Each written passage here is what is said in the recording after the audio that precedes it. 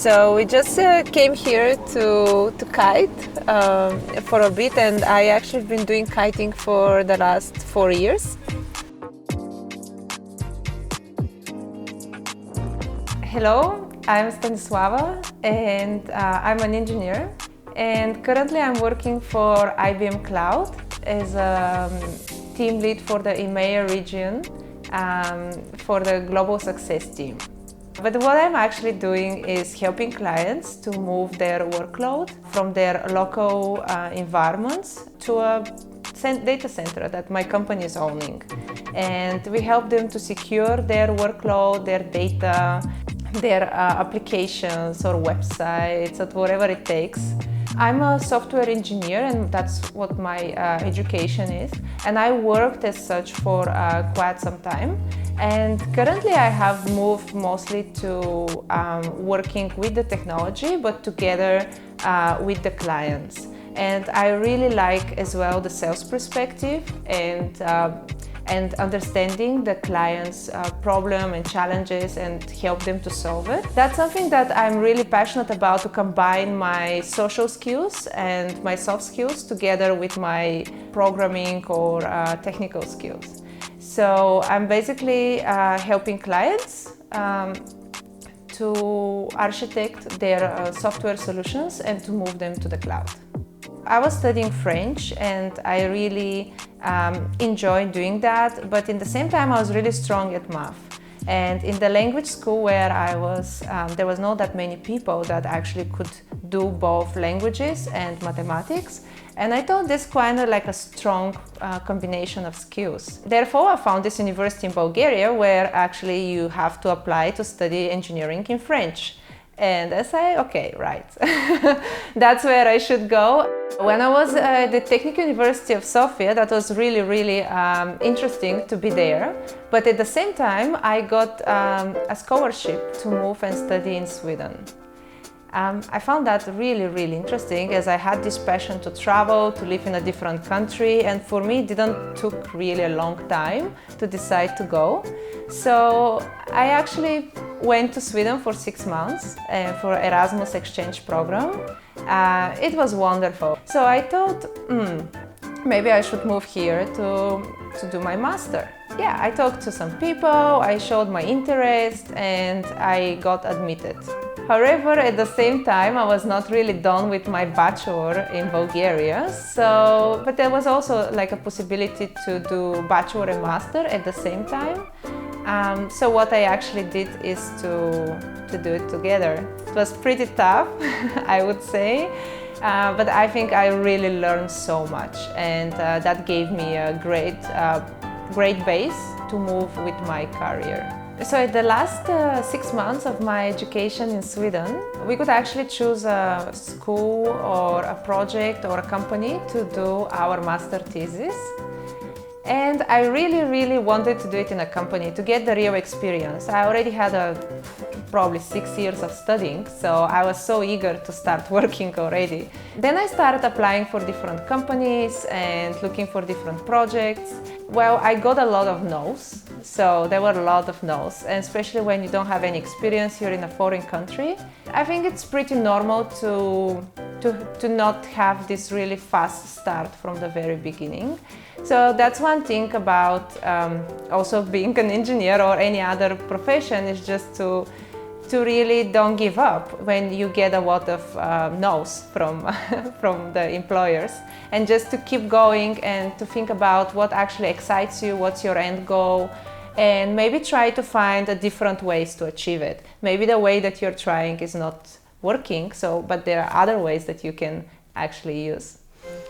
I looked at a few companies and nobody really called me back, and then I saw this advertisement for Ericsson. I saw this advertisement about master thesis. I really loved the topic, and I said, wow, I'm gonna call. I called the manager and we had a talk, and we talked what I'm doing, and he actually invited me for an interview.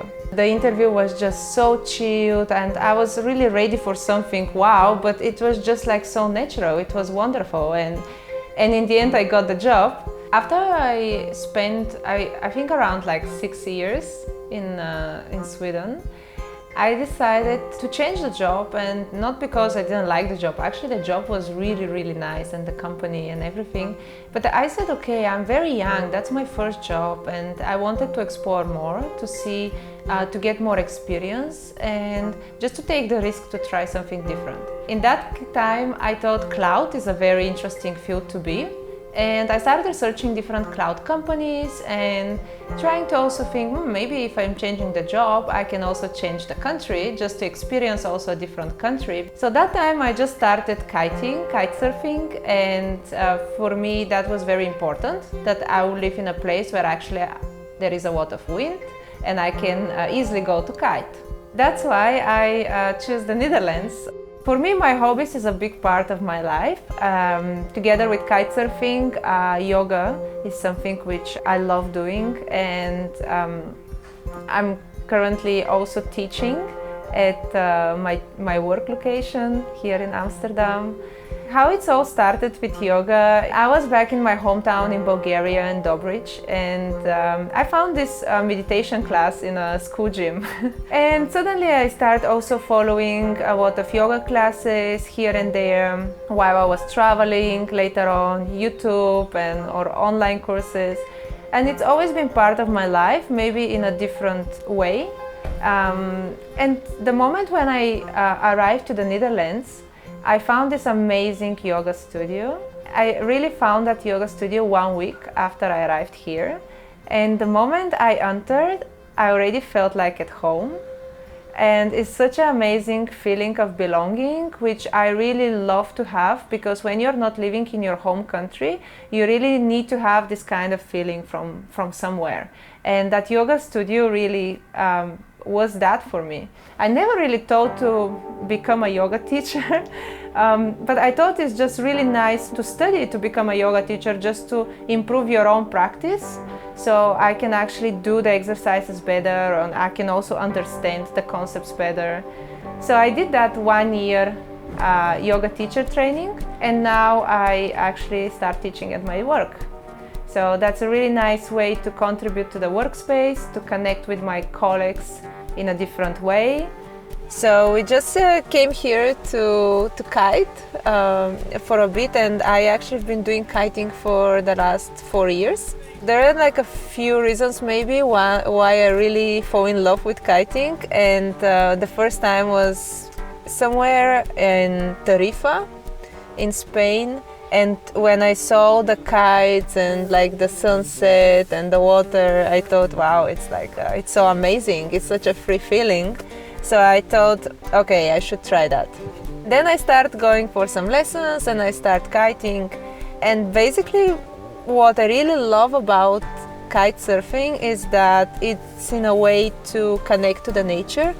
And when you're an engineer, or most of the time you actually work in an office, in the end of the day, you actually need some kind of connection.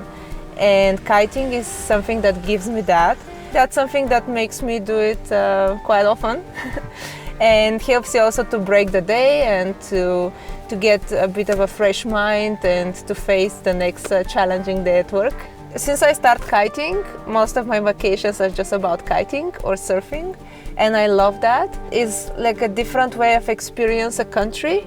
And basically, kite surfing is taking you to very beautiful spots all around the world. They're usually very remote as well. So they're not often next to a big hotel resort. They're really in the nature. And it's just a beautiful way to travel, I think.